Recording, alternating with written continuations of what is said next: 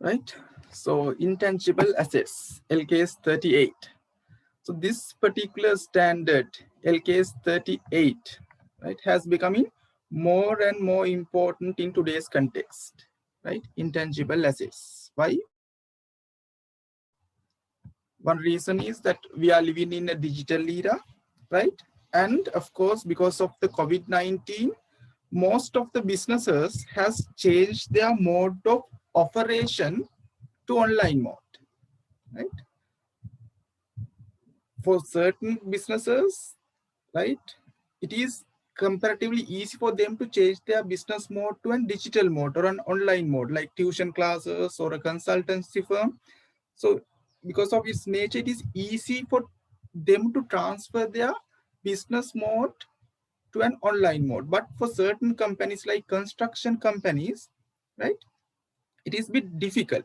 But they also, right, adapting various technologies to ensure their business continuation, right? So this technology and business has become inseparable, right? So simply it is technology has become a part and parcel of businesses. Therefore, when the technology plays a bigger role in companies, obviously we need to focus more on what? Intangible assets, right? So this one here, Bill Gates, what has it stated? If your business is not on the internet, right? If your business is not on the internet, then your business will be out of business.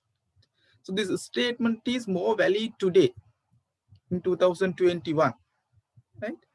ආගේ business එක internet එකේ නැත්තම් එහෙම business එකක් පවතින්නේ නැහැ කියන එක, right? Isn't it what has happened today? ඒක නෙවෙයි අද වෙලා තියෙන්නේ, right? So most of the companies are, right, shifting their business to online modes. So when they are shifting to online modes, what they need? They may need websites, they may need various softwares, right? They may need to take patents, trademarks, right? So these are what then? Intangible assets. So in this standard, what we discuss is how to identify these intangible assets. So what are the attributes that we need to satisfy in order to identify an intangible asset? How to recognize these intangible assets in financial statements, and how to account for this. So these areas will be discussed throughout LKS 38, right? So here are the learning objectives. You should able to define intangible assets, right? Intangible assets kohomda define karanne. Analyze the conditions to be satisfied to recognize an intangible assets. There are three main attributes that need to be met in order to identify an intangible assets, and two recognition criteria. So we need to discuss on that. Third point, explain internally generated intangible assets, the research phase, the development phase, and the cost of internally generated intangibles, right? So internally generated intangibles, we need to reassess whether the cost, associated cost belonging to the research phase or the development phase. If it is belonging to the research phase, our accounting treatment different. If it is belonging to the development phase, we need to follow another accounting treatment for that, right? We will discuss on that. Explain the measurement after recognition. After recognizing, initially how we should measure, subsequently how we should measure that point. Explain amortization and impairment of intangible assets, right? Amortization means depreciation alike word, right? So depreciation we use with tangible assets. Amortization we use with intangible assets. So how to amortize, that one we'll discuss. And compute amortization and impairment loss of intangible assets and the disclosure requirements of this standard, right? Definition, right? The objectives of the standard, simply the objectives of the standard is to, right, ensure or establish how to recognize intangible assets, how to measure those intangible assets, and what are the disclosure requirements. කොහොමද intangible assets recognize කරගන්නේ? කොහොමද recognize කරගත්තේ ඒවා measure කරන්නේ? මොනවද මේ standard එකේ අනුව අපි කරන්න ඕන disclosures කියන එක establish කරන එක තමයි මේ standard එකේ objective එක. Right. This is highly important, the definition. See, intangible assets are defined by LKAS 38 as what? Identifiable non-monetary assets without physical substance. Right? Identifiable non-monetary without physical substance. එහෙනම් මෙන්න මේ කියන දේවල් තුන අපිට මොකක් හරි asset එකක බලා ගන්න පුළුවන් නම් those assets we defined as what? Intangible assets. Right? So what do you mean by identifiable here? Right? We should able to identify that particular asset separately from other assets. අනිත් assets එක්ක වෙනස් කරලා මේ කියන asset එක අපිට අඳුන ගන්න පුළුවන් වෙන්න ඕන. That is what you mean by identifiable here. Right? It should be separable. Separately we should be able to identify. Non-monetary assets. Monetary and non-monetary. What do you mean by non-monetary? Non-monetary assets කියලා කියන්නේ මොනවද? Right? We may not able to easily or readily transfer that into cash or cash equivalents. ඔය කියන asset එක අපිට ඉක්මනින් හා පහසුවෙන් මුදල් හෝ මුදල් සමාන දෙයකට අපිට convert කරගන්න බැරි නම්, right? Those are monetary. Example, vehicles. අපිට ඒක ශනිකව cash වලට මාරු කරගන්න බෑ. Right? But inventories, yes, we can. Trade receivables, we may. Right? So intangible assets, therefore, because it is non-monetary assets, ඒක non-monetary අපිට easily and readily we may not able to convert into cash කියන meaning එකට මෙතනින් එන්නේ. Therefore this is an asset. So should it belongs to current assets or non-current assets? Hope you are there, right? We are on the definition of intangible assets. We said it is identifiable. We should be able to separately identify those assets from other assets. වෙන් කරලා අඳුන ගන්න පුළුවන් වෙන්න ඕන. And it should be a non-monetary asset.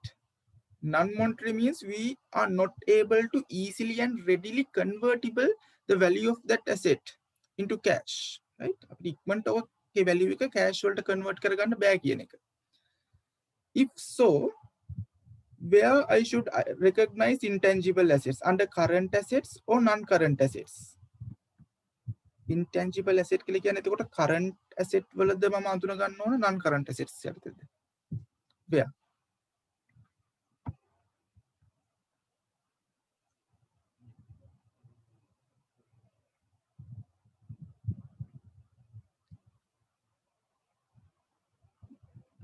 If it is non-monetary, where it should appear? Under non-current assets or under current assets? It should appear under කොහෙද?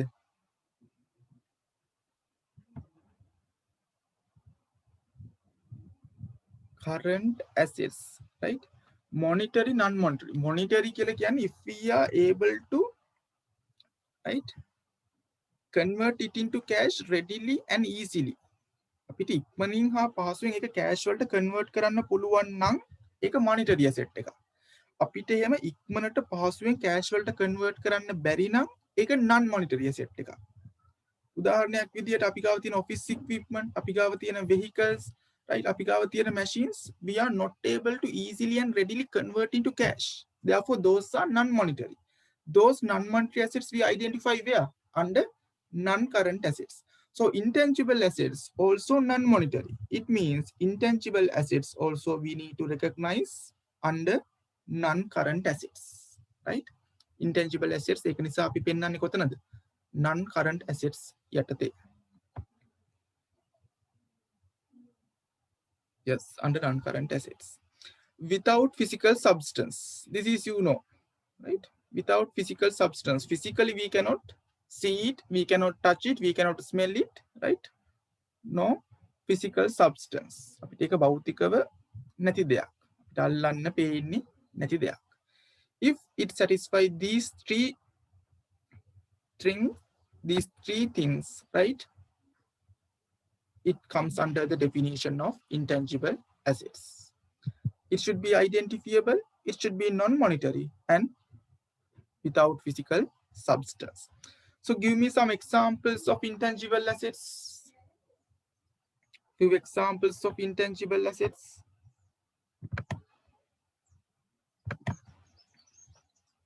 Intangible assets වලට examples ටිකක් කියන්න බලන්න.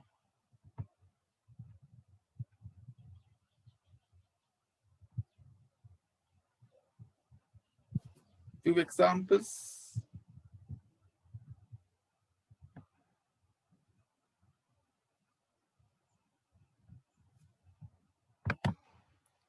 Goodwill.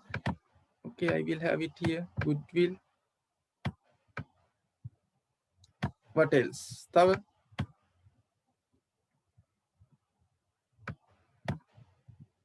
goodwill. Intangible. Okay, patent. Right? Patents.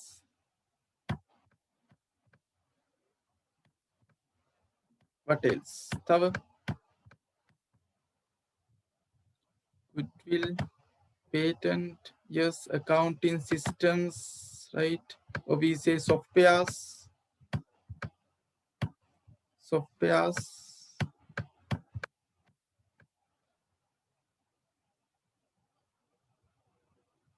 Right? තව yes, trademark. So these are few examples of intangible assets, right? Remember, meeting the definition means not we are going to recognize it in our financial statements. Definition එක meet කරනවා කියන එක වෙනයි. Financial statement වල අඳුන ගන්නවා කියන එක වෙනයි. Right? Definition එකක් meet කරපමණින් ඒක අපි ගිහිල්ලා intangible asset එකක් විදිහට balance sheet එකේ පෙන්වන්න ඕන කියන එක නෙවෙයි මේ කියන්නේ. Intangible assets, මෙන්න මේ definition, මෙන්න මේ criteria තුන satisfy වෙනවා නම් we can identify it as an intangible assets. To take it into books, there are separate criteria we need to meet, right? We will discuss it separately, right? Okay. Then, to capitalize assets as intangible, they should meet the definition of an intangible in full, right? Api intangible assets කියලා under non-current assets පොත්වලට අරන් යන්න නම් first it should meet the definition, right? Definition එක අනිවාර්යෙන් meet වෙන්න ඕන intangible asset එකක් කියන. And then there are three main attributes, right? මෙන්න මේ තුන් දෙනා main attributes, right? Main attributes. We need to meet these three main attributes when it comes to the recognition of intangible assets, right? Main attributes. What are those three attributes? First one is what? First one is what? It should be identifiable. Identifiable can? What is identifiable? I told previously. Right? I hope you are taking notes because I have not included that much of things into the slide. Slide එකේ මම ගොඩක් දැම්මේ නෑ, right? It is up to you. Right. Identifiable means what? කලිනුත් අහුණා මොකද්ද? Separable. We should able to separately identify it from other kinds of assets. Right? PPE එකක් එක්ක නැත්නම් investment property කියන asset එකත් එක්ක inventories එක්ක trade receivable එක්ක ඒවට ගෑවෙන්නේ නැතුව වෙන් කරලා අපිට අඳුන ගන්න පුළුවන් වෙන්න ඕන. Separable, right? It should be separable.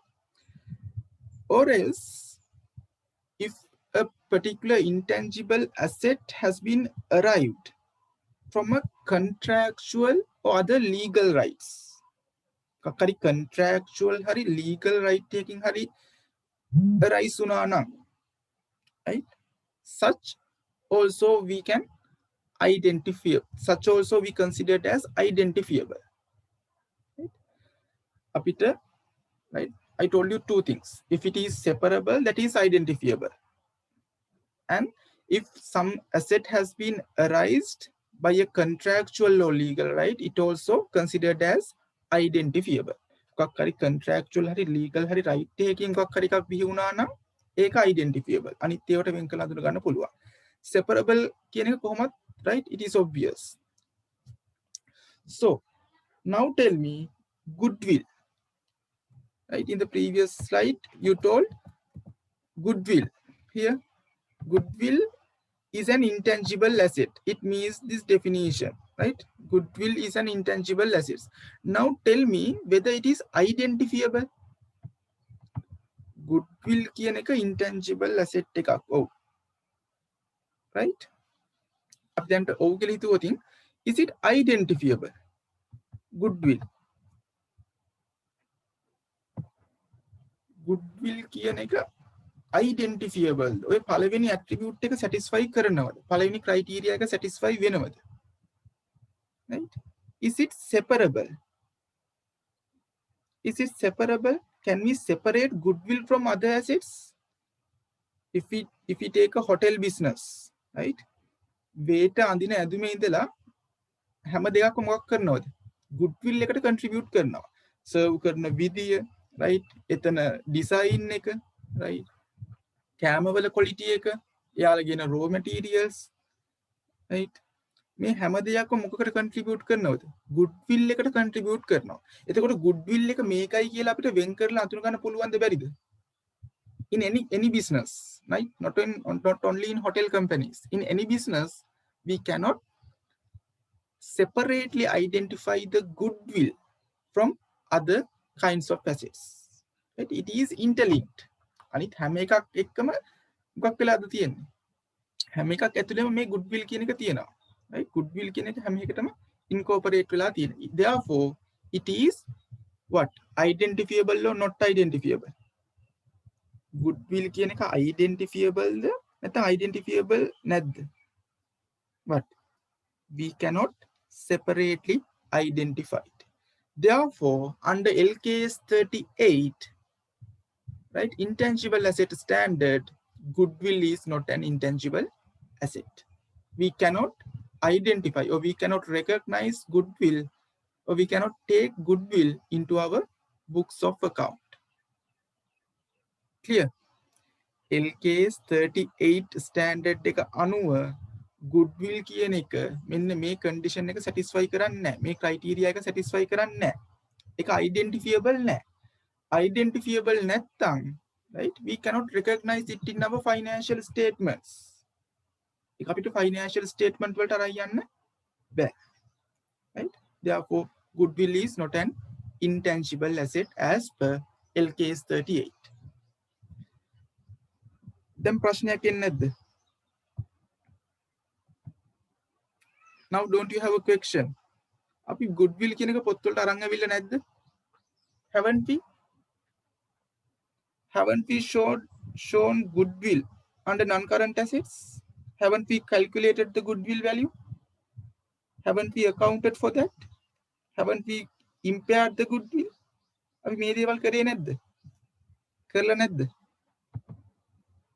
I need your answers. Right?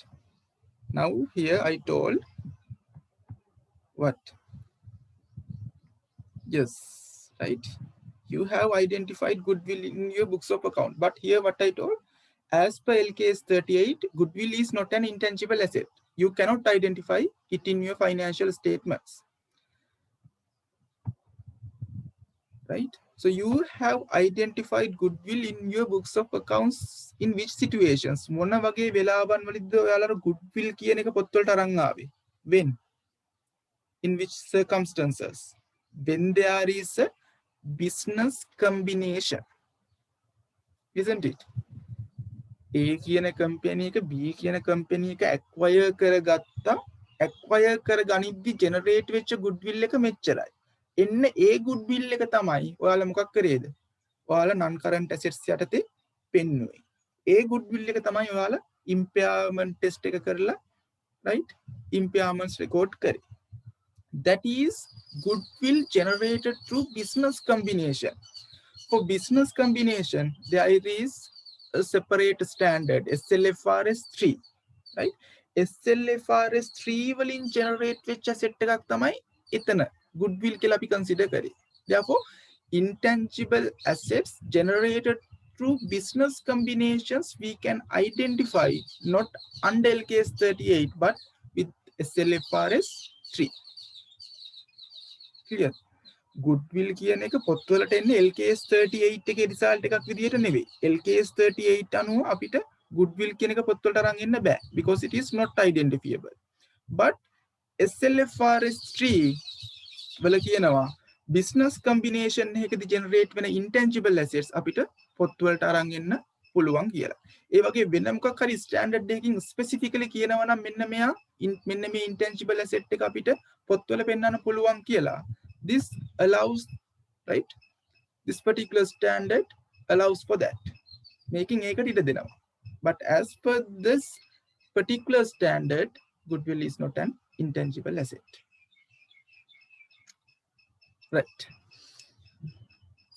Then, controlled by the entity as a result of past event.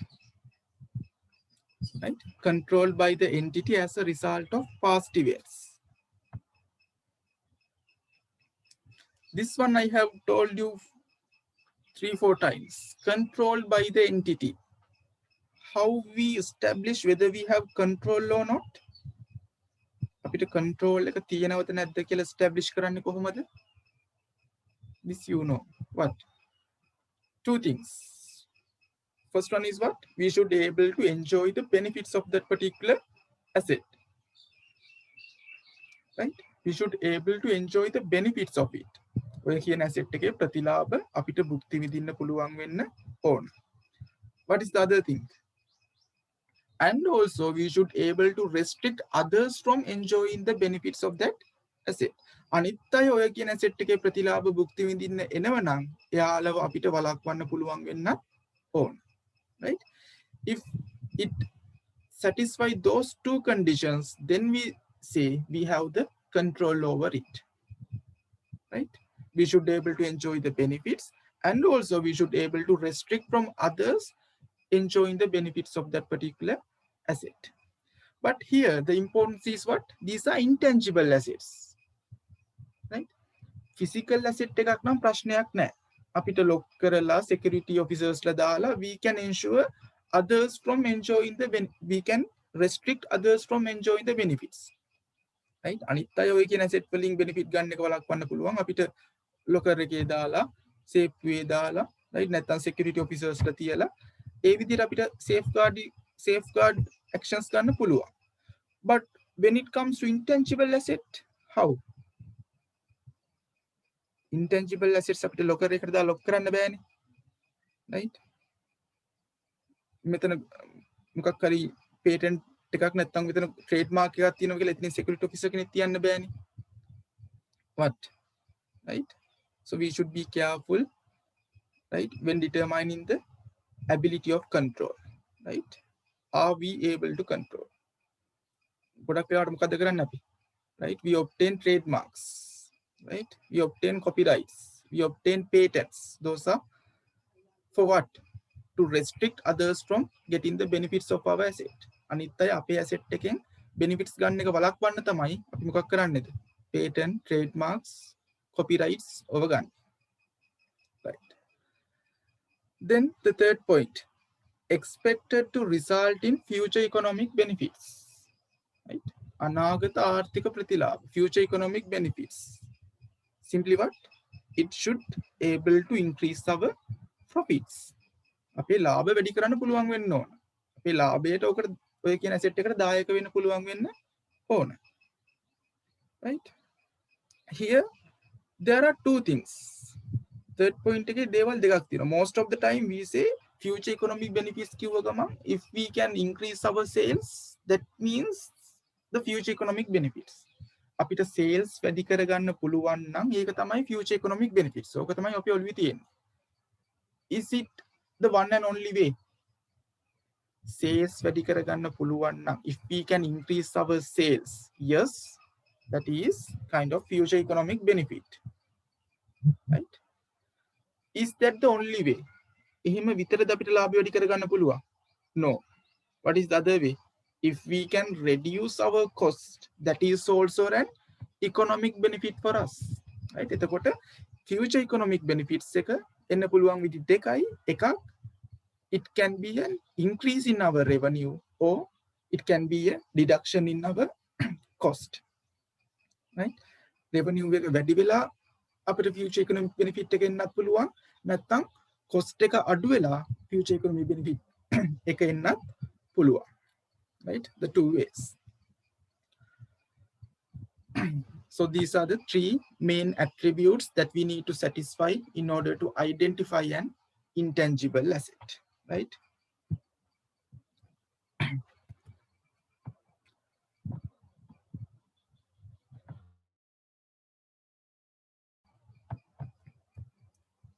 Right. Recognition criteria. There are two recognition criteria as same as in PPE, right? The first one is what? It is probable that the future economic benefits that are attributable to the asset will flow to the entity.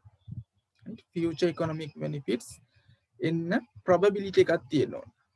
Hope you know this term, probable, right? It means more than possible. Probable, possible, වෙනස ඔයාලා දන්නවා ඇති, right? We discussed in LKAS 37. The cost can be measured reliably, right? If it satisfies these two conditions also, then we can take that intangible asset into our books of accounts, right? So first it should meet the definition, then we should establish that it meets the three main attributes, and if it satisfies the recognition criteria also, then only we can take intangible assets into our financial statements, right? An intangible asset is derecognized from the statement of financial position when it is disposed of, when there is no future expected economic benefit from its future use, right? ඔය කියන intangible asset එක අපි dispose කරොත් හරි නැත්නම්, right, මෙන්න මේ condition එක නැති වුණොත් future economic benefits තවදුරටත් ඔය asset එකෙන් අපිට එන්නේ නැත්නම්, right, then we have to derecognize that particular asset, intangible asset. Measurement, right? Initially, this is similar to PPE. Initially, we measure intangible assets at cost, and subsequently we have two options. Either we can go for cost model or we can go for revaluation model, right? Similar as PP. These recognition and measurement criteria are similar to LKAS 16, property, plant and equipment. Right. Now see this example. State whether the following items can be recognized as intangible assets in the books of account. Right? මෙන්න මේවා financial statements වල අඳුන ගන්න පුළුවන්ද කියලා අහනවා. Right? Intangible assets definition එක meet වෙනවද කියන එක නෙමෙයි අහන්නේ. Books of accounts, financial statements වල අඳුන ගන්න පුළුවන්ද, recognize කරන්න පුළුවන්ද? First one, what can you say? Internally generated goodwill. There is a company called ABC. So they have an internally, so they assess, they have an internally generated goodwill of 1,000. Can they recognize it in their financial statements? Internally generated goodwill financial statements වල අඳුන ගන්න පුළුවන්ද? Internally generated you cannot recognize in financial statements, right? Why? This is not covered in any other standard. Any හරි වෙන standard එකකින් මේක address කරන්නෙත් නැහැ, right? Address කරන්නේ නැත්තම් මේක අර අපි කිව්ව definitions criterias meet වෙන්න ඕන, right? Meet වෙනවද? No. Goodwill is not identifiable. Therefore we cannot identify or we cannot recognize it in our financial statements.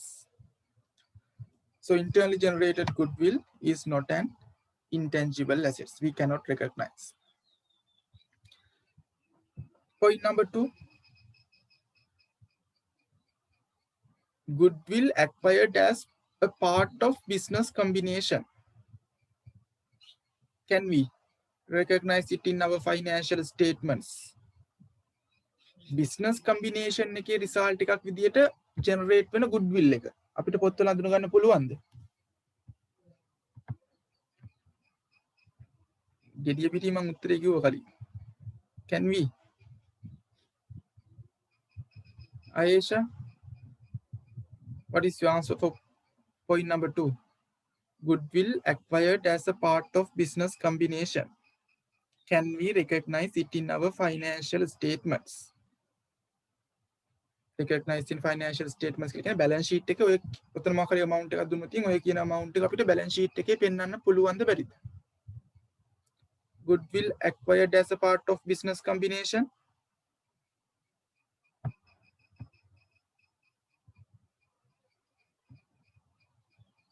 Right. Goodwill acquired as a part of business combination, we can recognize in our financial statements, right?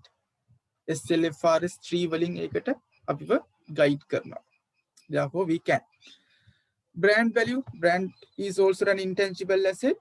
If it is internally generated, we cannot, but if it is acquired as a part of business combination, we can, right? Internally generated brand නම් බෑ. හැබැයි ඒක business combination එකක් නිසා generate වෙන brand value එක නම් then we can, right? Brand also having the same issue as goodwill, right? ඒක identifiable නෑ. මේක අනිත් assets වලින් වෙන් කරලා අඳුන ගන්න බෑ. It is part and parcel of all other things, right? Point number 4, internally generated customer lists. What can you say? Internally generated customer lists. Can we recognize it as an intangible asset in our books of account? Internally generated customer list. Yes or no?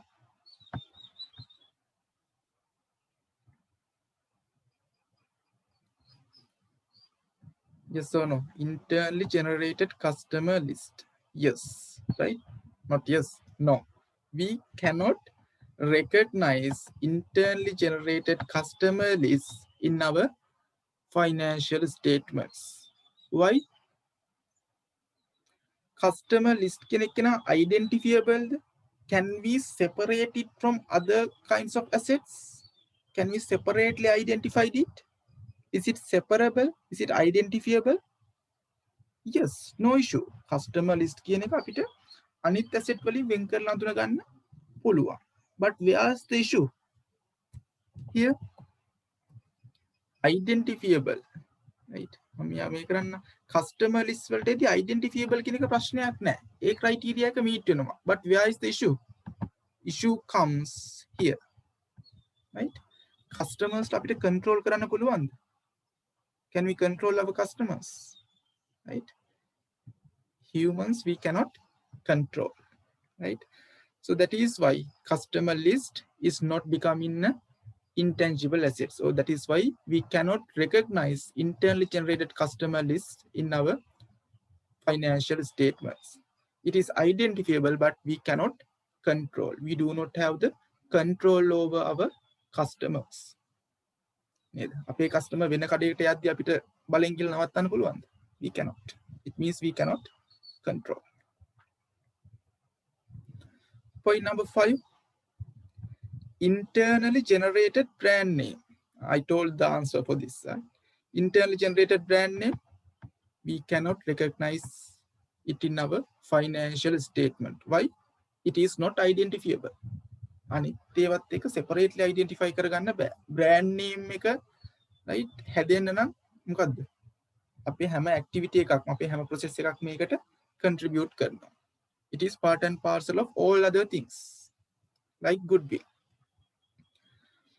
This one, computer machines. can we recognize it as an intangible assets in our financial statements? Computer machines අපිට intangible asset එකක් විදියට recognize කරන්න පුළුවන්ද?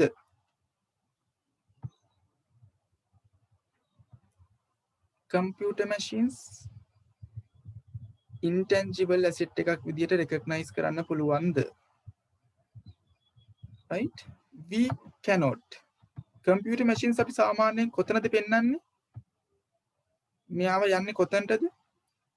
Computer machines, office equipments, those are coming under what? Property, plant and equipment, right? Addressed under LKAS 16. This should be treated as per LKAS 16.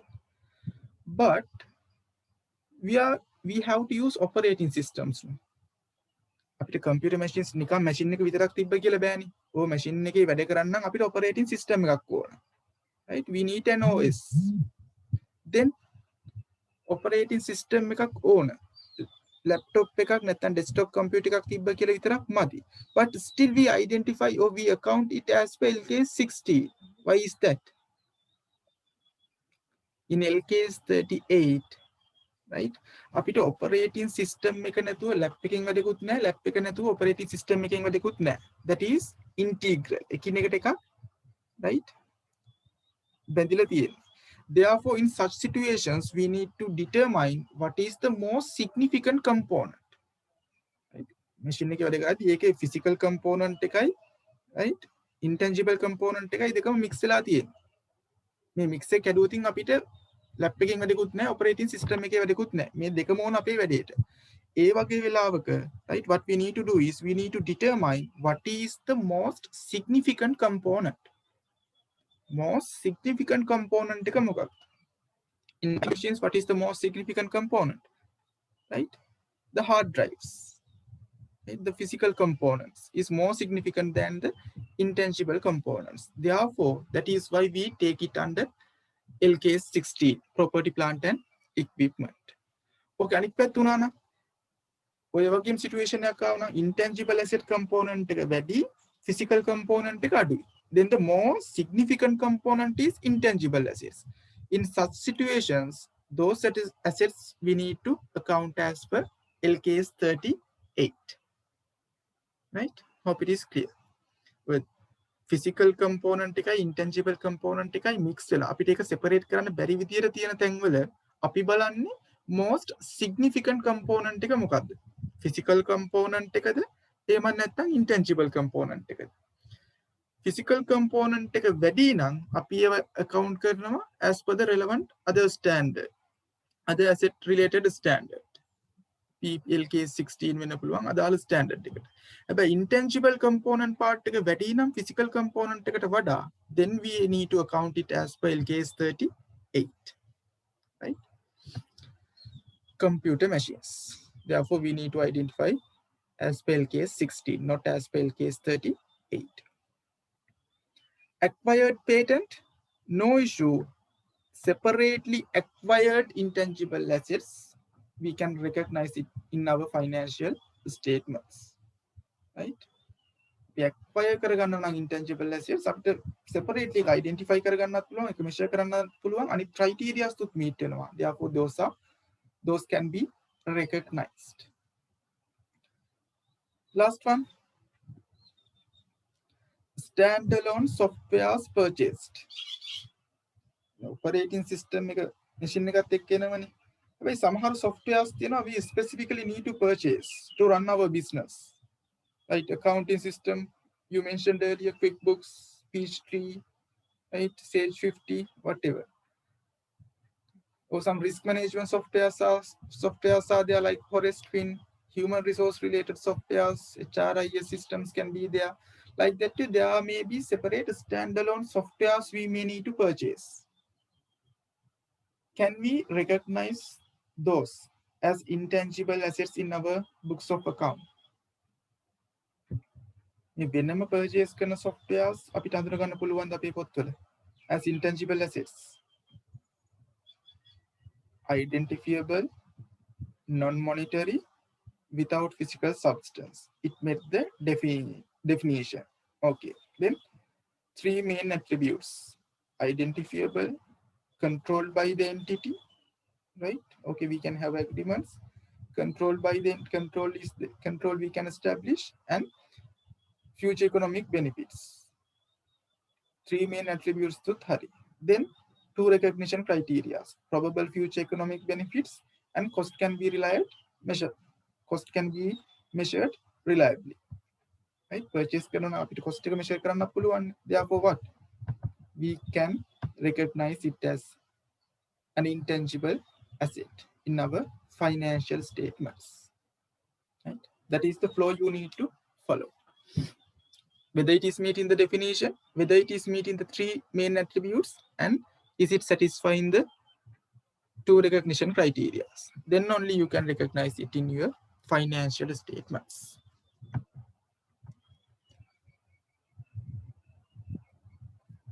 Right.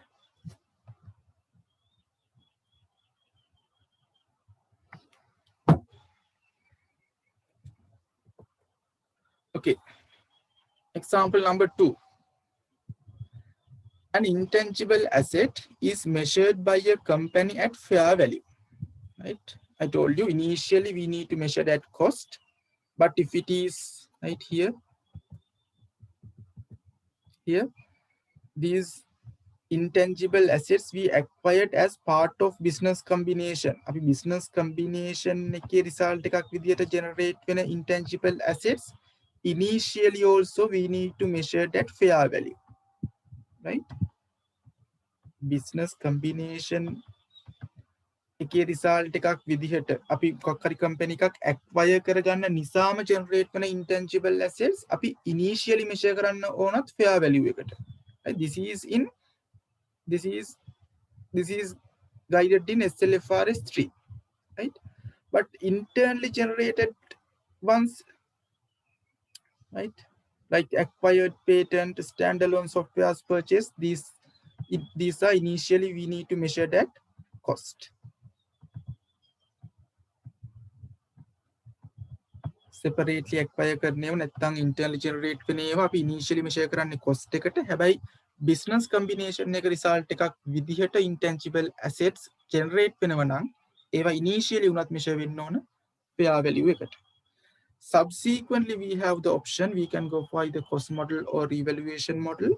But initially fair value එකට කරලා ආයි cost model එකට යන්න බෑ. That is not practical, right? Right here.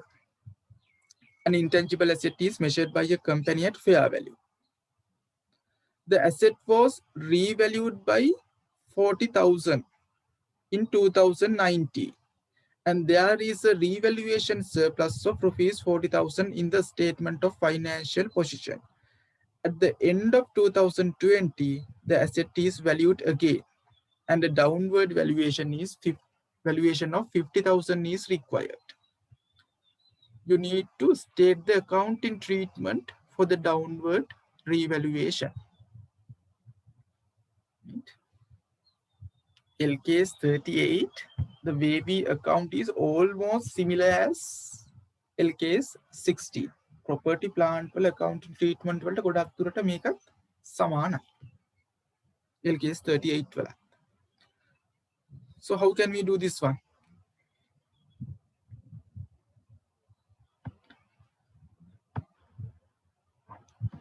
An intangible asset is measured by a company at fair value.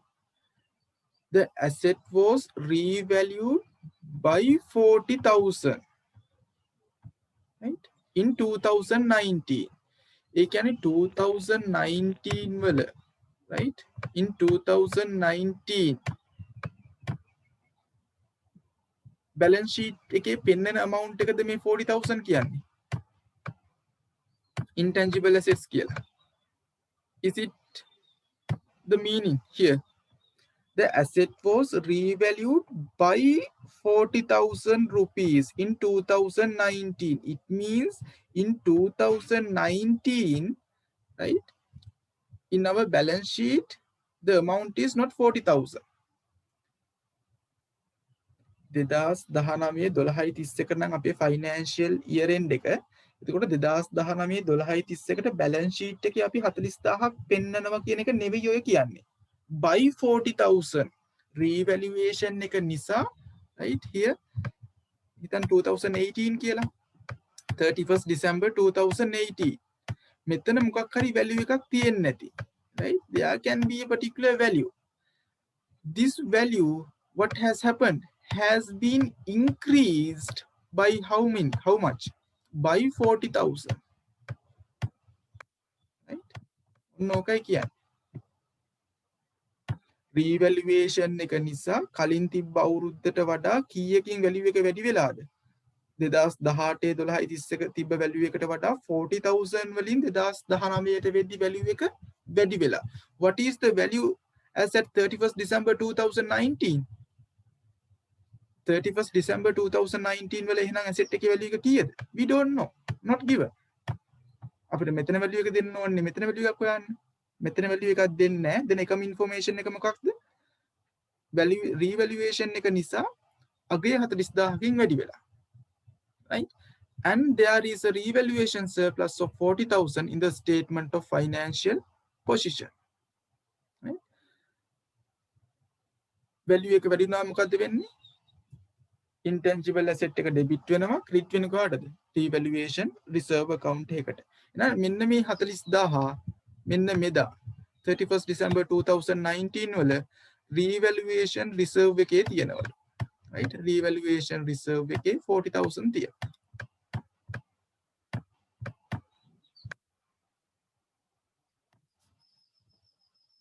Right?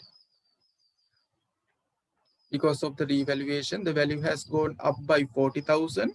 So the double entry for this 40,000 is what? Intangible asset should be debited and revaluation reserve should be credited. Right? This 40,000 is there in our revaluation reserve account in the statement of financial position. Then we come to the end of 2020. Right? We come to the end of 2020. Now what has happened? The asset is valued again, right? We are subsequently measure it at revaluation, right? At fair value. So it is valued again, and a downward valuation of 50,000 is required. The value has gone down by 50,000. Value has gone down by 50,000. Then මෙතන අපි අහන්නේ මොකක්ද? State the accounting treatment for the downward revaluation. එහෙනම් මෙන්න මේ 50,000ට අපි account කරන්නේ කොහොමද? How can we account for this downward revaluation of 50,000? LKAS 16 වල knowledge එකේ මේක කියන්න පුළුවන්. It is the same, nothing different. How can we treat for this 50,000 downward revaluation? කොහොමද treat කරන්න පුළුවන්? What is the double entry?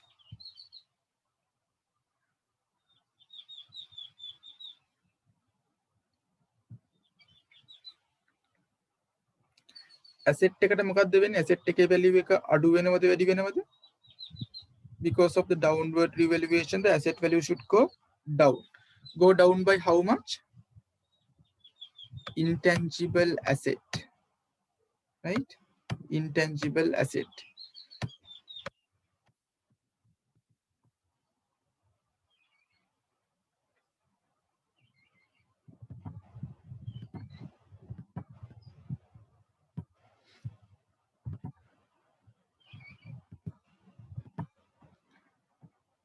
I will have it here. Intangible asset value එක අඩු වෙනවා නම් මොකද වෙන්න ඕන? debit කරන්නද credit කරන්නද?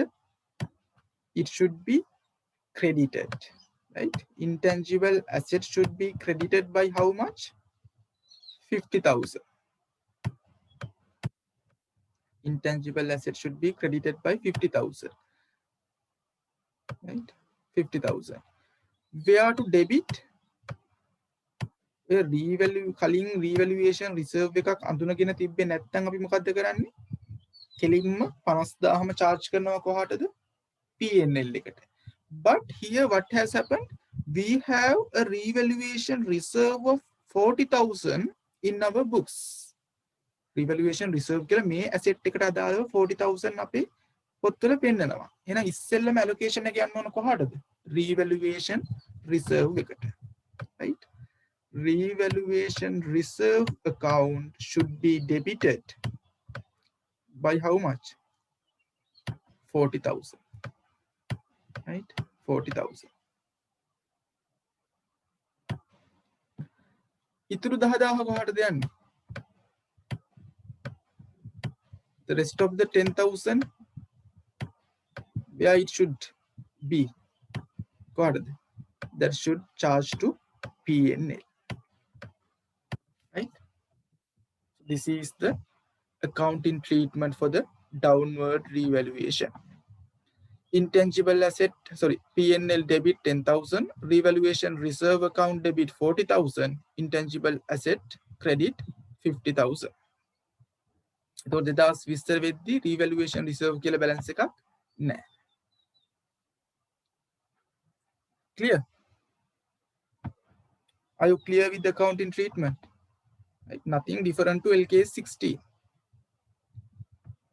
LKAS 16 වල, right, we had two options when it comes to subsequent measurement. If we chosen the revaluation model, the same principles applies. Right? We principle ma thamai api apply karane. The same treatment. Only the difference is here.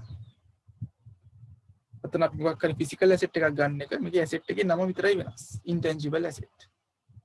Right? When it comes to accounting treatment, no difference. Hope it is clear for you.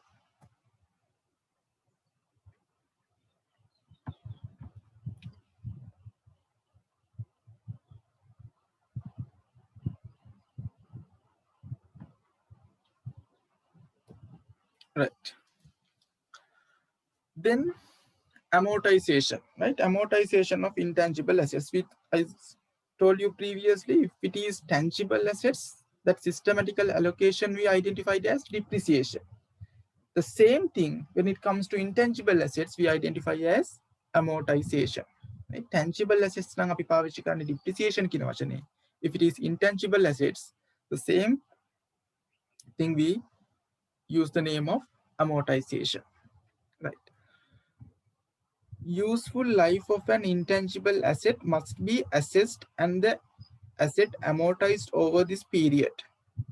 Right? Useful life, when discussing LKAS 16 also I told you, useful life we need to assess annually. We need to review annually the useful life. Right? It is an accounting estimate. Intangible assets also the same. We need to assess the useful life. This useful life can be finite or infinite. The useful life එක අපි වාර්ෂිකව assess කරද්දී useful life එක පළදායි ජීව කාලය එක නිශ්චිත අවුරුදු ගානක් වෙන්නත් පුළුවන්. නැත්නම් ඒකේ අපිට හරියටම මේකේ පළදායි ජීව කාලය කොච්චරද කියලා determine කරගන්න බැරි වෙන්න පුළුවන්. Right? It can be finite or infinite. Physical assets වල ඔය ප්‍රශ්නේ ආවේ අපිට මොකේ විතරද? land වල විතරයි. Right?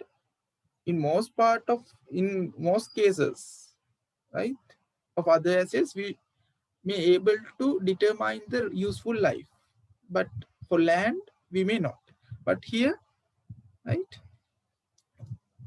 there may be situations where we cannot identify the useful life, right, exactly. So intangible assets with indefinite useful life. What if the useful life is infinite in intangible assets? මොකද කියන්නේ? land වල නම් අපි මොකක් කරේ නැද්ද? useful life එක infinite නිසා මොකක් කරේ නැද්ද? depreciation කරේ නැහැ. depreciate කරේ නැහැ. Likewise, if an intangible asset has an indefinite useful life, we are not going to amortize that asset. Right? land depreciate කරේ නැහැ වගේ intangible asset එක පළදායි ජීව කාලය අසීමිතයි නම් අපි මොකක් කරන්න යන්නේ නැද්ද? amortize කරන්න යන්නේ නැහැ. Right? We are not going to amortize. The useful life is reviewed annually to assess whether it remains indefinite. Right? අපි මොකක් හරි අවුරුද්දක determine කරොත් මේකේ පළදායි ජීව කාලය අසීමිතයි කියලා අපි හැම අවුරුද්දම බල බල යන්න ඕන. Is it still infinite? Or whether it has changed, right? That one we need to assess annually. And the third point I have discussed last week when we are discussing LKAS 36, impairment of assets, right? The asset is tested for impairment annually in accordance with LKAS 36. මතකද? අපි සාමාන්‍යයෙන් මේ impairment test එක කරන්නේ මොකක්නම් විතරයිද? If there are impairment indications only, we do the impairment test. But I told you last week that if there are intangible assets with indefinite useful life, irrespective of the impairment indications, we need to do what? Impairment testing. Impairment indications තිබ්බත් නැතත් අපේ intangible asset එකේ useful life එක අසීමිතයි නම් අපි මොකක් කරන්න ඕනද? හැමතිස්සෙම impairment test එක annually කරගෙන යන්න ඕන. Right? So those are the special points when it comes to intangible assets with indefinite useful life. What if it has an finite useful life, like in PPE, right? When we should start? If there is a finite useful life, නිශ්චිත ඵලදායී ජීවකාලයක් තියෙනවා නම්, we should start here. When it is intangible assets, we are using the term amortization, right? We should start amortization when the asset is available for use. අපිට ඒක පාවිච්චි කරන්න available වෙන්නේ කවදද ඉඳන්ද? patent එක අපිට effective වෙන්නේ කවදද ඉඳන්ද? එහෙනම් එදා ඉඳන් අපි amortize කරන්න පටන් ගන්න ඕන. Like in LKAS 16. Right? Amortization should cease at the early of the date that the asset is classified as held for sale. This is a separate standard, right? Assets classified as held for sale, and the date that the asset is derecognized, right? And amortization cost should be recognized in profit or loss. Like amortization එකත් අපි ගෙනියන්නේ P&L එකට. Period and method should be reviewed at each financial year end.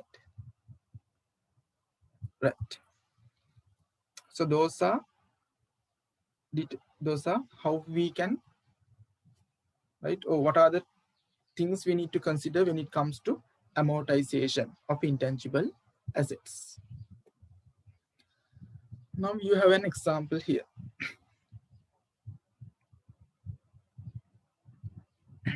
See, a company had deferred development expenditure of this much, 1.2 million, related to the development of a new product at 31st December 2019.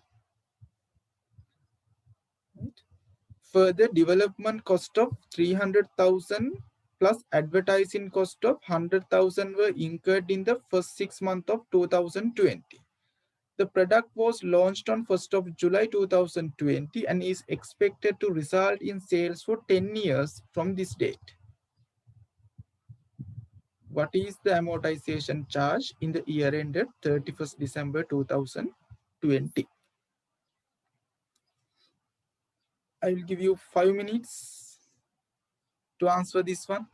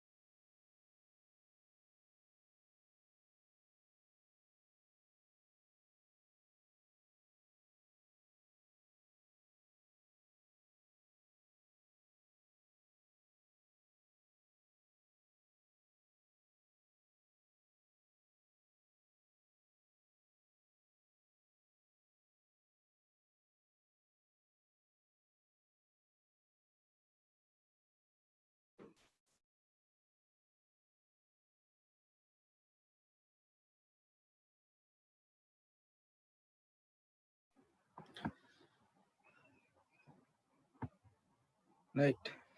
Have you found the answer? What should be the amortization charge for the year ended 31st December 2020?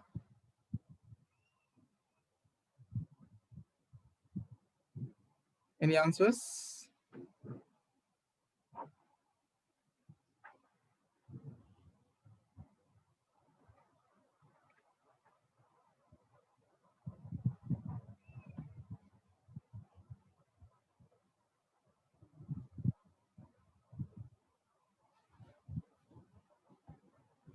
Right.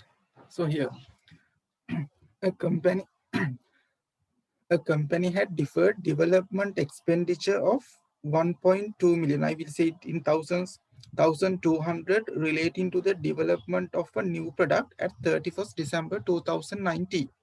Right. Development expenditure, I will say. So internally generated internally generated cost of intangibles, we need to reassess whether it is belonging to the research phase or the development phase. If it is belonging to the research phase, we need to expense or we need to charge those costs into our P&L. If it is belonging to the development phase, we can capitalize, right? We'll come to that point later, but for the moment, so this development expenditure, we can identify as an intangible assets, 1,200. It means if you go through the balance sheet for this year, 2019, you may able to see 1,200 as intangible assets. මෙදා balance sheet එක ගිහිල්ලා බැලුවොතින් intangible assets කියලා 1200ක් පොත්වල පෙන්නනවා ඇති. Further development cost of 300,000 plus advertising cost of 100,000 were incurred in the first 6 months of 2020, right? In the first 6 months.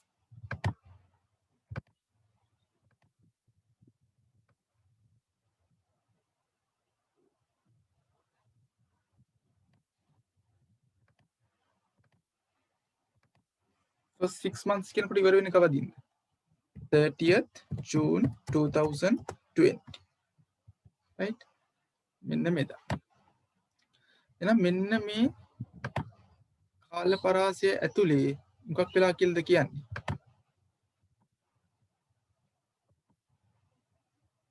What has happened?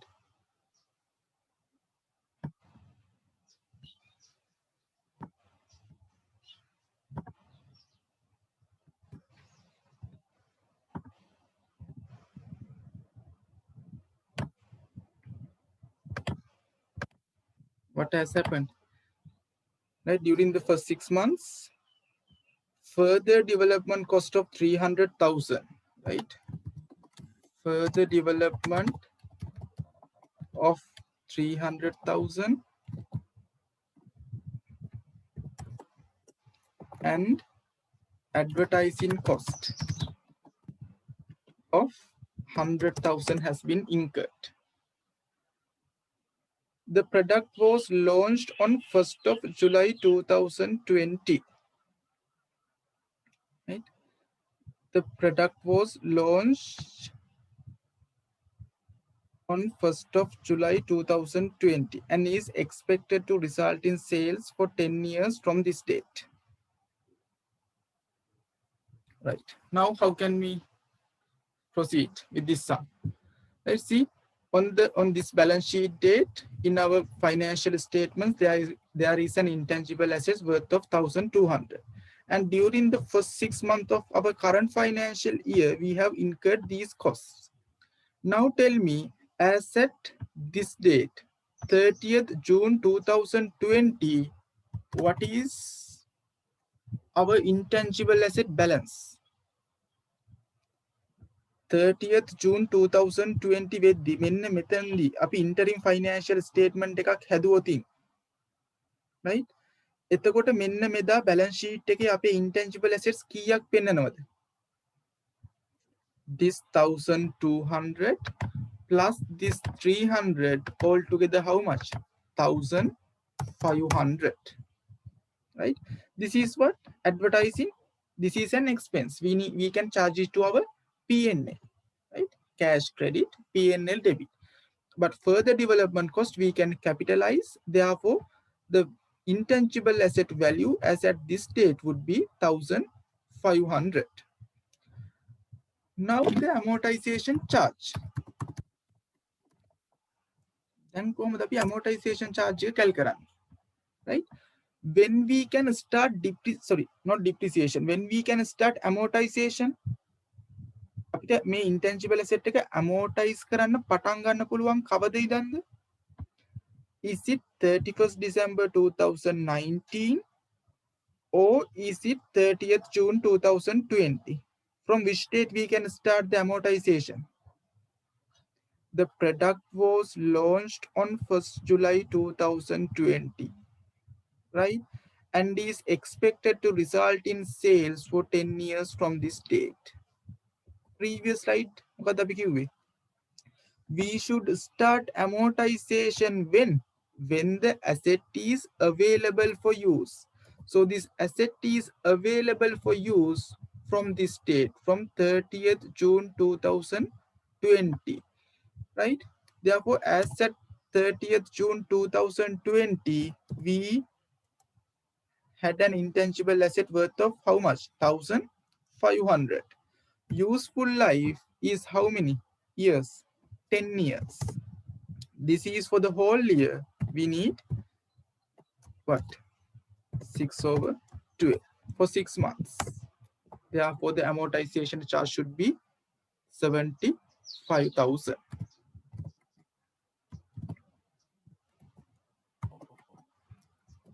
Right? This should be the answer. 75,000.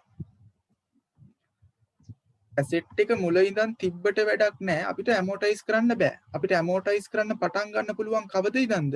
A asset එක අපිට use කරන්න පුළුවන් දවස් ඉඳන් තමයි, right? We need to start the amortization. So we are in the position, or this asset is available for us to use from 1st of July 2020. Therefore, for this particular year, we able to use this particular intangible assets for only 6 months, right? So the amortization charge should be 75,000.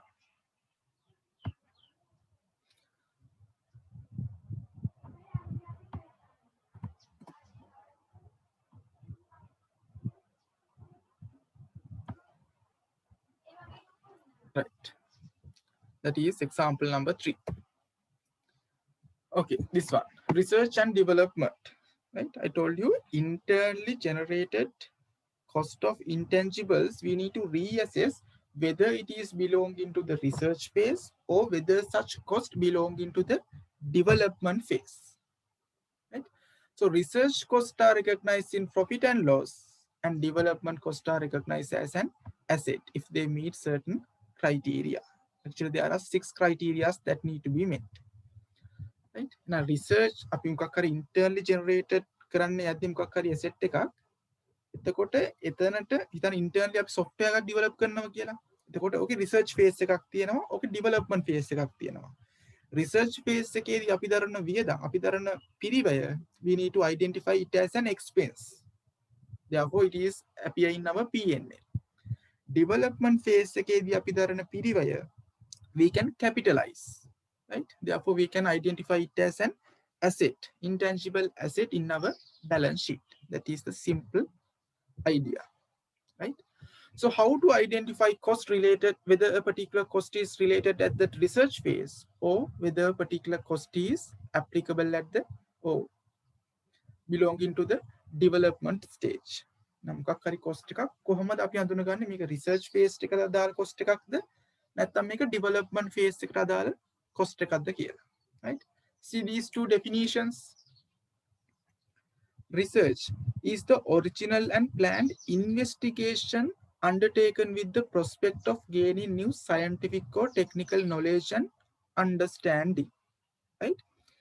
Investigation, we are not going to develop, we are at the preliminary stage, we are still investigating how to do. Software එකක් හදන්න ඕන මෙන්න මේ විදිහේ මේ purpose එකට කොහොමද හදන්නේ කියලා අපි තාම හොයනවා. We gather knowledge, right? We take the understanding. එක prototypes හදාහදා අපි බලනවා මේක වැඩ කරයිද මේක වැඩ කරයිද කියලා, right? Investigation, right? So those belonging to research, right? Investigation. අපි මොකක් හරි knowledge එකක් acquire කරගන්න, මොකක් හරි දෙයක් තේරුම් ගන්න අපි පිළිවෙලක් දරනවා නම් those are belonging to research phase. Development means what? Is the application of the research findings. අර අපි research කරලා හොයාගත්ත findings apply කරනවා නම්, right? apply කරලා මොකක් හරි එකක් design කරනවා නම් ඒ design කරද්දී අපිට වියදම් යනවා නම් ඒව තමයි development phase එකට අදාළ වෙන cost. So here, or other knowledge to a plan or design for the production of a new or substantially improved material, devices, products, processes, systems or services before the start of commercial production or use. Because commercially produce කරන්න කලින්, right? Development phase එක. So simply, right? If a cost belonging for the investigation purpose, we identify it as a cost related with research phase. If we are using, right, the research findings to design a product, such costs are coming under development cost, right? Research and development. If it is research, we need to identify it as an expense.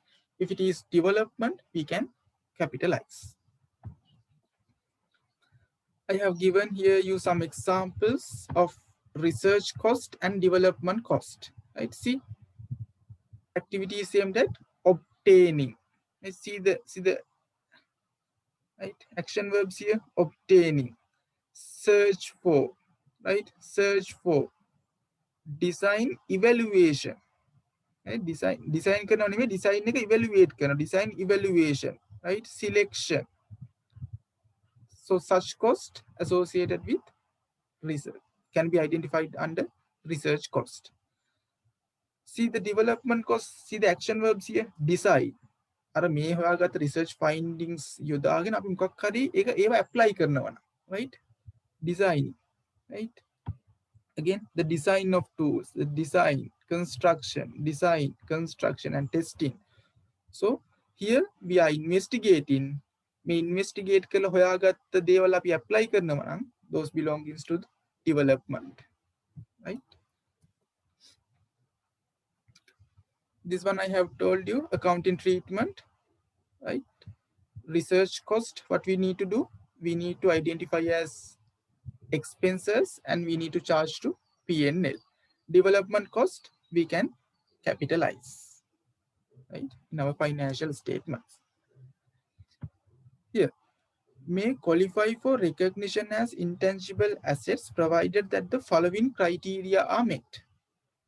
Development cost එක මොකක් හරි cost එකක් මේක development phase එකට අදාළයි කියලා අපිට ඒක එකපාර ගිහිල්ලා මොකක් කරන්න බෑ කියලාද කියන්නේ?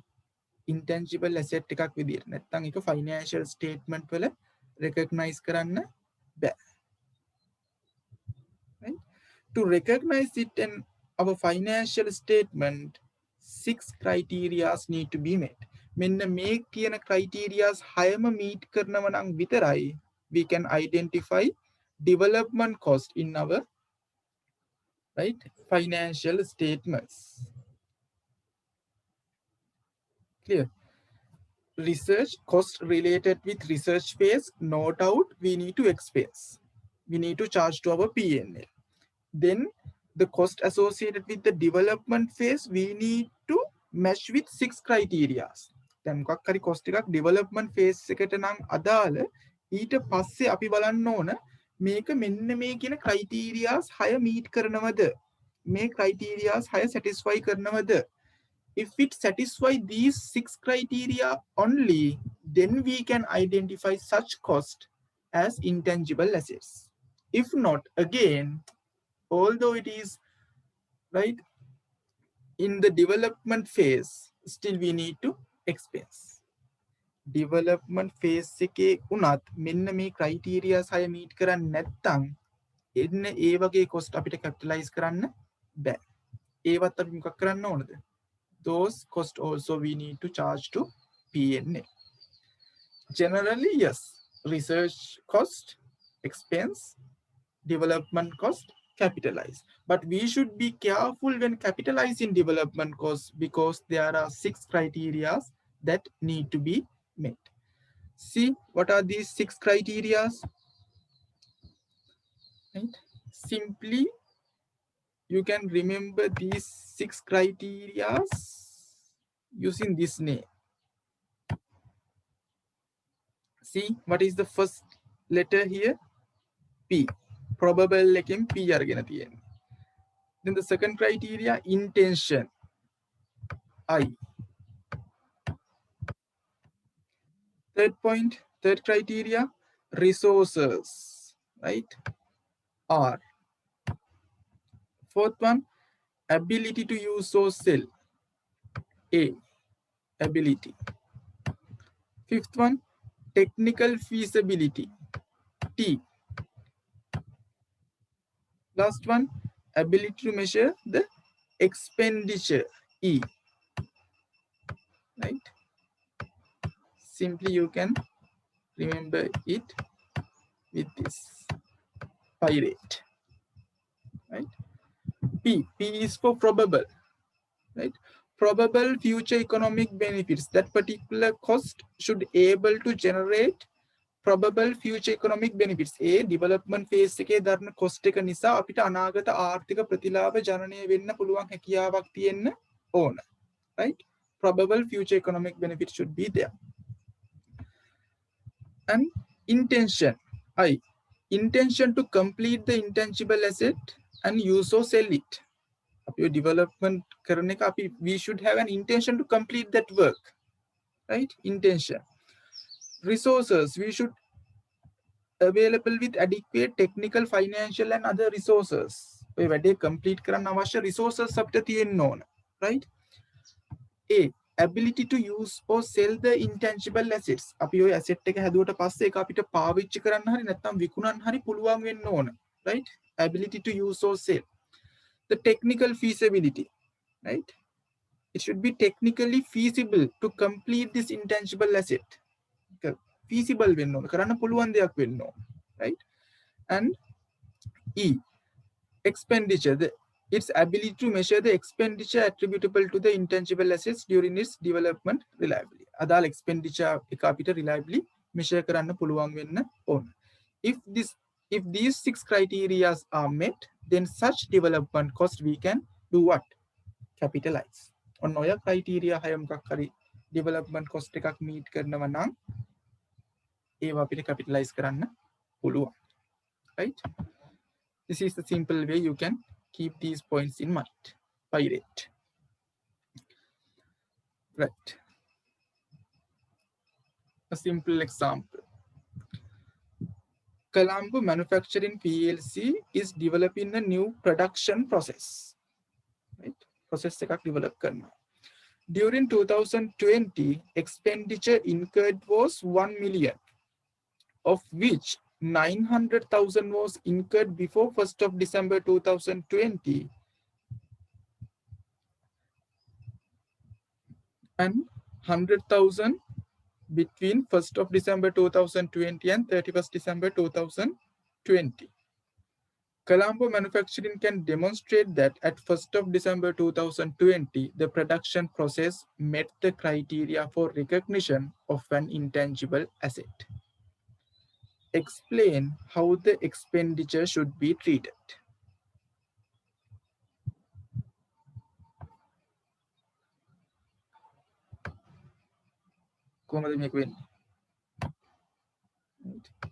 This is 1st of January 2020. Let's say here it is 1st of December. And here it is 31st December, financial year end.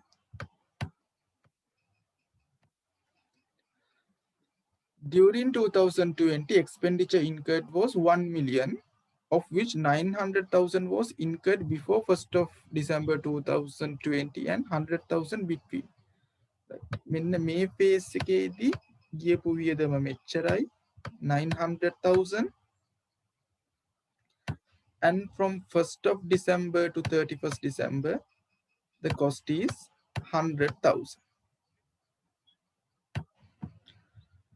Colombo Manufacturing can demonstrate that at 1st December 2020, the production process met the criteria for recognition of an intangible assets.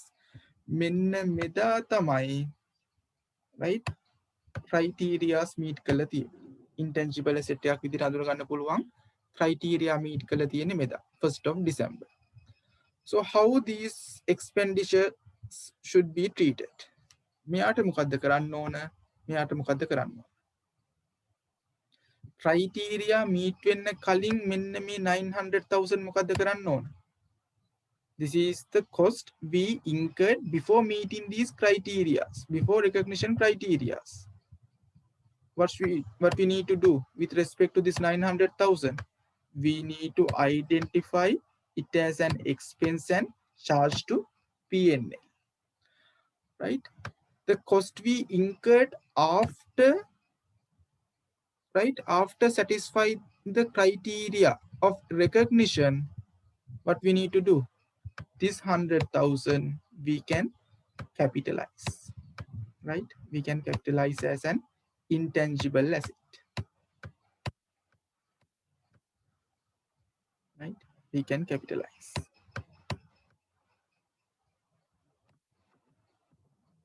Criteria එක meet කරන්න කලින්, recognition criteria meet කරන්න කලින් දරපු පිරිවය P&L එකට charge කරන්න.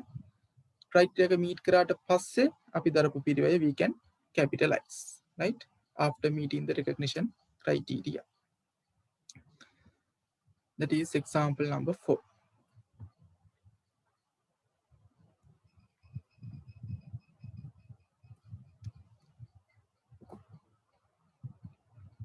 Right.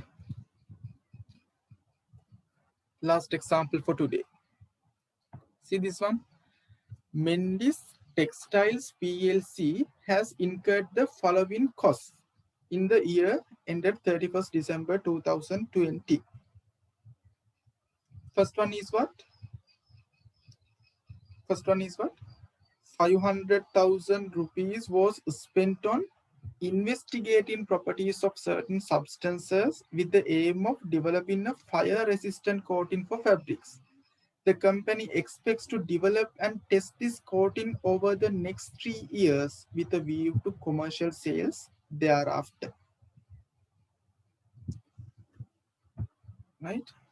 So how can we, right, how these costs are treated in the financial statement of Mendis Textiles PLC?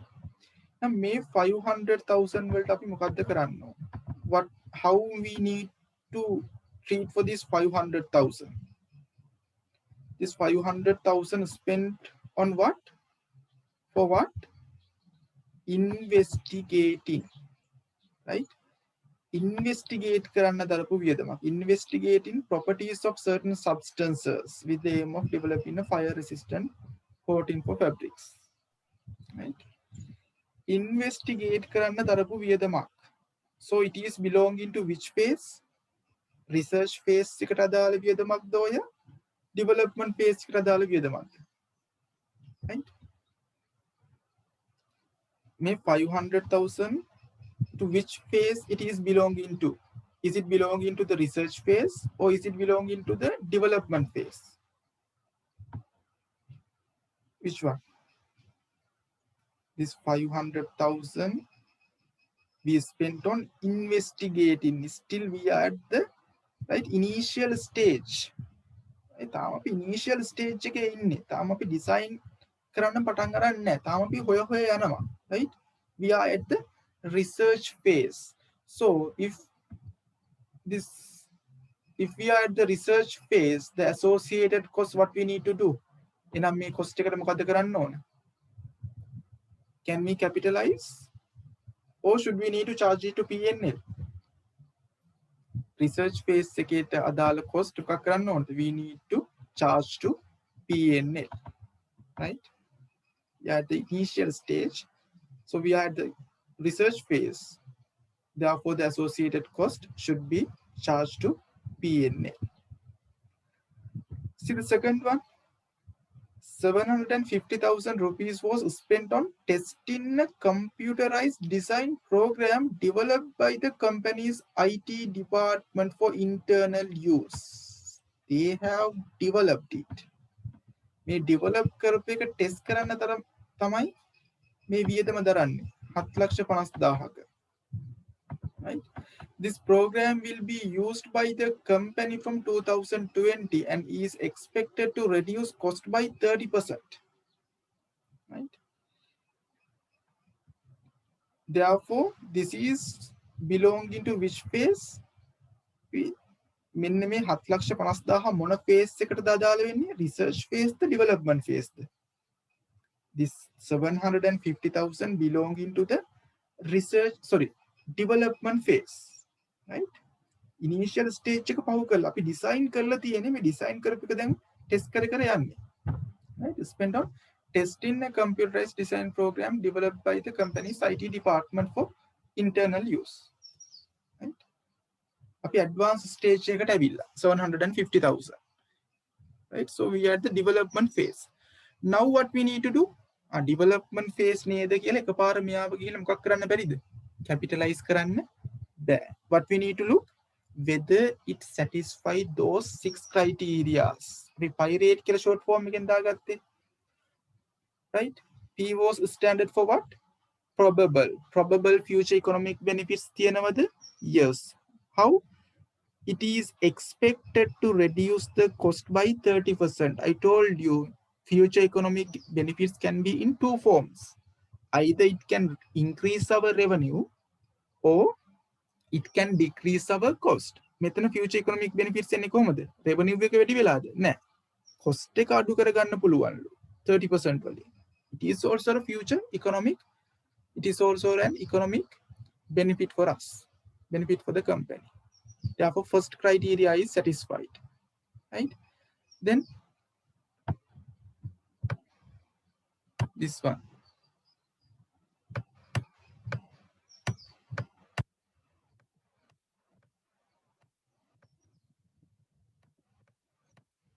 Probable future economic benefits, that was satisfied. This is okay. Then intention to, right? Intention to use it or sell? Yes. Right? This program will be used by the company. Intention is there.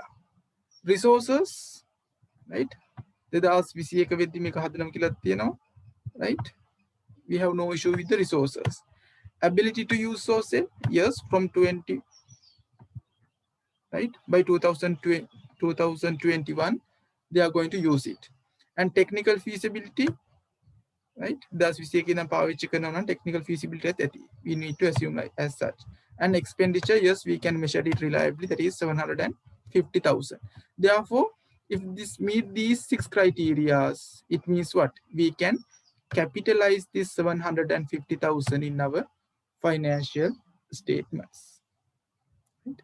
Now, develop ඉස්සෙල්ලම කරන්න ඕන මේක research phase the development phase දෙක නතුන ගන්න. Research නම් no doubt we need to charge to PNL. If it is in the development phase, then we need to, right? We need to identify whether it's satisfying the 6 criteria. If it is satisfying the 6 criteria, then we can capitalize. If not, again we need to charge to PNL. Right? Right. And the disclosure requirements. Right? So here, what about website cost? So this is not directly addressing in LKAS 38. LKAS 38 වල කෙලින්ම මේක address කරන්නේ නැහැ. Right? Website cost.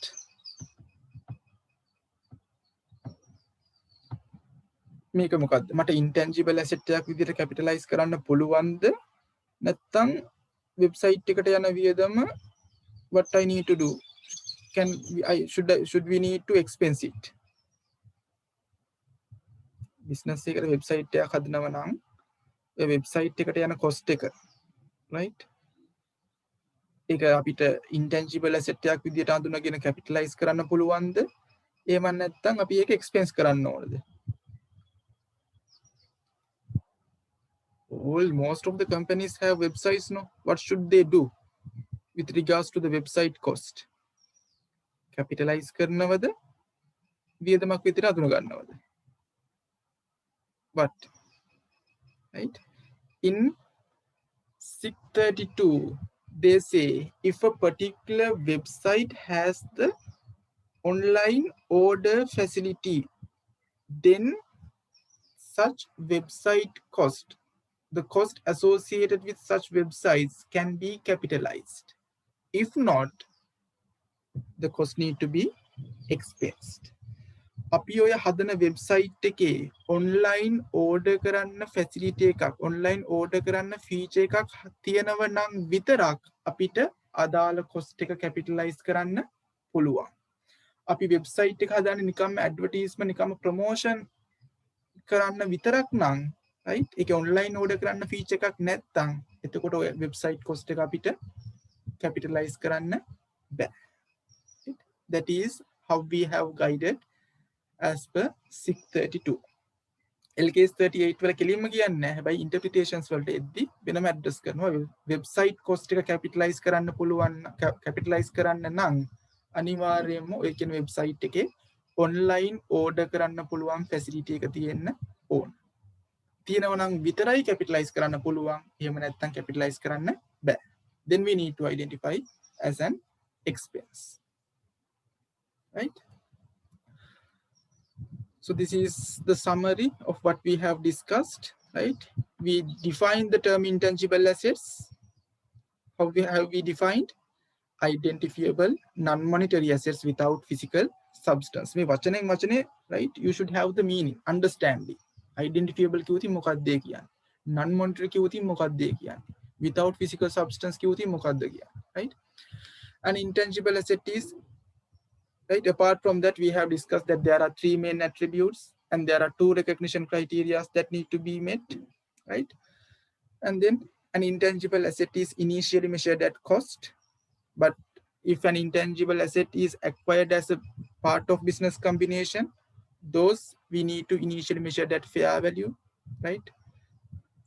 And then under the cost in limited cases, the revaluation model, the subsequent measurement. And on research and development, research costs are recognized in profit or loss, and development costs are recognized as an asset if they meet certain criteria. Criteria meet කරනවා නම් විතරක්. Right? And the disclosure requirements.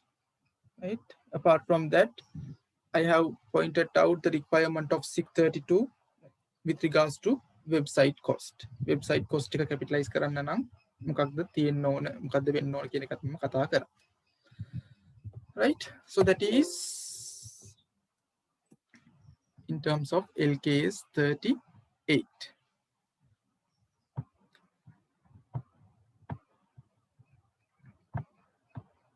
Right? And I hope now you can answer for these questions. Right?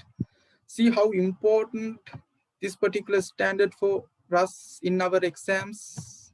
See, right? Almost for 10 marks in each and every year, this standard has been tested. Right? හැම අවුරුද්දේම වගේ ලකුණු 9කට 10කට මේක, right? 10කට ආසන්නයෙන් මේක test කරලා තියෙනවා. Right? It means 10% of your paper has been tested from this particular standard. Right? Okay. 2015 question number 2, 2016 question number 5, 2017 question number 3, 2018 question number 6. Right? These are the questions from LKAS 38, intangible assets, a very important standard practically as well as for your examination purpose. Any doubts? Anything to clarify?